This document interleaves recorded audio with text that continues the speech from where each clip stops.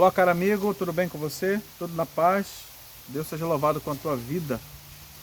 Estamos fazendo uma série, o capítulo 17 agora de Atos, é uma série toda que nós estamos fazendo resumo de capítulo por capítulo.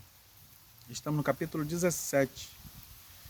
O apóstolo Paulo, segundo o costume dele, era ir na sinagoga pregar. Então ele foi no sábado pregar as escrituras. Começou a razoar, né? Começou a fazer esses comentários.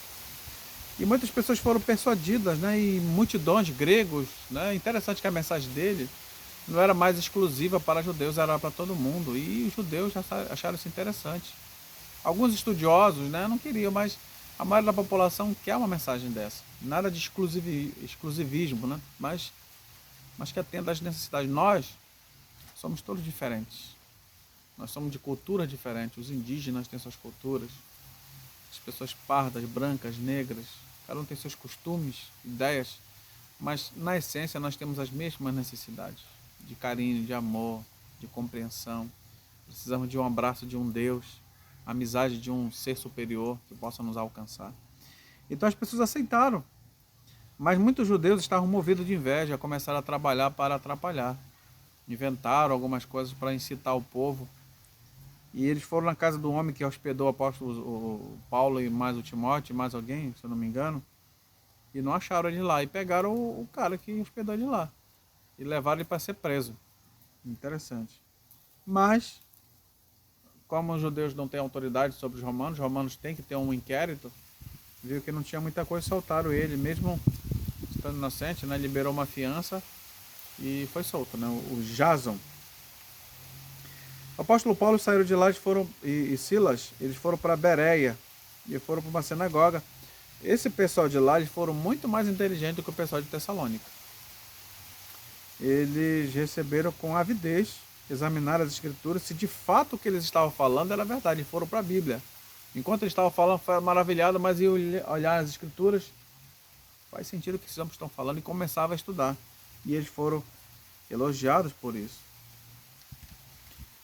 O apóstolo Paulo também ele foi para Atenas e ele viu que havia muita idolatria naquela cidade.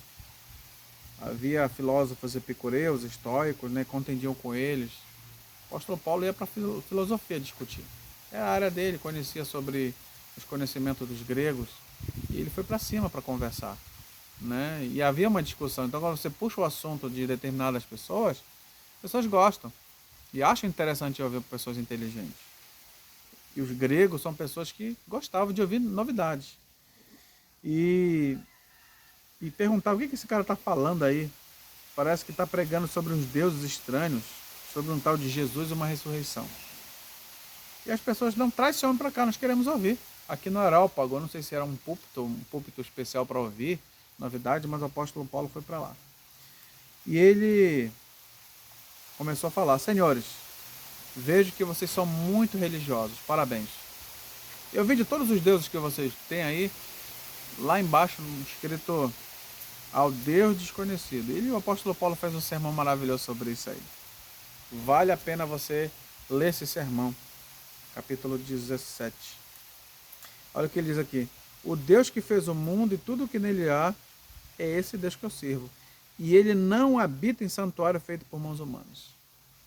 Isso é muito interessante. Deus não está naquele templo que você constrói.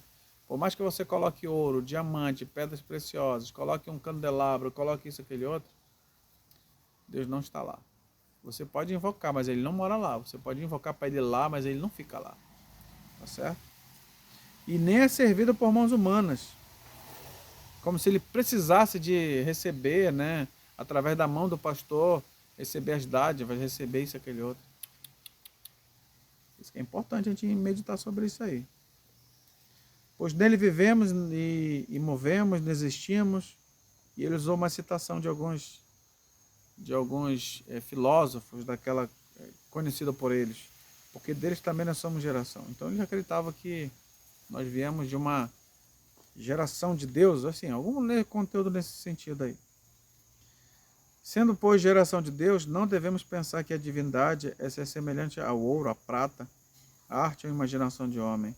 Ora, Deus não levou o tempo de ignorância nossa. Ele quer que nós nos arrependemos de nossos pecados. E eu gostaria de dar ênfase nesse conteúdo aqui no final, Deus não quer levar em consideração a tua vida pregressa, Ele quer contar a partir de hoje em diante. Mesmo que por causa desses pecados, você está sem uma perna, sem um olho, você está doente, mas Ele quer, a partir de hoje em diante, a tua vida, o teu coração de maneira completa. E houve uma grande discussão sobre isso aí. Alguns acreditaram, né? Mas a mensagem ficou no coração desses homens. E aqui aparecem algumas pessoas crendo. Isso é maravilhoso. Então esse foi o resumo desse capítulo. Muito obrigado por sua companhia, cara meu. Que Deus abençoe grandemente. Nos fortaleça.